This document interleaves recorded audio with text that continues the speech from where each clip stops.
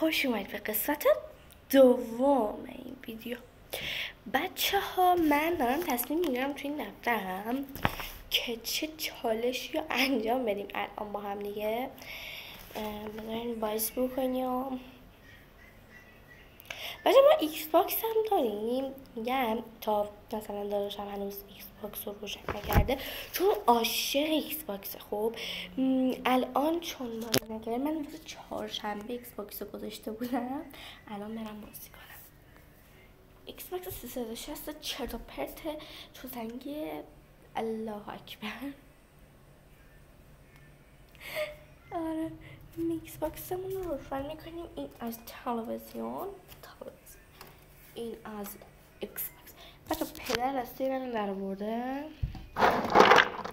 من روی دستم اسم زدم. روی دستم اسم زدم که آریا چیز نکنه، مثلا دسته من برداره، چون هر وقت که دسته من برمیداره باتریشو تموم میکنم. من اصلا ایکس باکس رو دوست ندارم، بعضی موقع بازی میکنم. بریم که جی تی ای بازی کنیم. بذاریم جی تی ای رو بیارم. اصلا دستم هنوز روشن نکردم.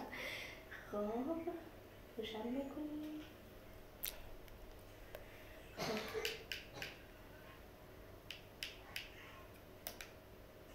مثلا من مثلا خب هنوز تایم داریم، خدا رو بذارید.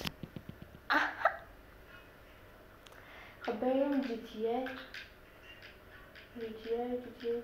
مثلا فوتبال هم داره، چون من اصلا فوتبال رو دوست ندارم. بعضی موقع چی بشه که آریا بگه بی فوتبال بازی کنیم، منم میگم باشه، ولی من جی تی ای کلا ایکس باکس رو میگیرم، جی تی ای بازی میکنم. الان بریم که جی تی ای رو بندیم. جی تی ای بچه ها اولش رو بهتون نشون نمیدم به خاطر اینکه چیزای بد میاره. کسایی که بازی میکنن میدونن چیه. نشون نمیدم. بلنش نمیدونم اون چیز بد رو اصلا میاره. اولش رو متاسفانه خیلی دلم میخواد بهتون نشون بدم، ولی چون ممکنه یوتیوب پیجمون رو ببنده، خیلی زیاده، احتمالش خیلی زیاده.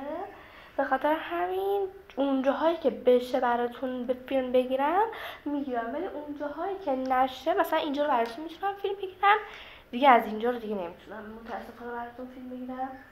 بله، اینجا دیگه نمیتونم فیلم بگیرم. کسی که جی تی ای بازی میکنن میدونن چیه و چرا نمیتونیم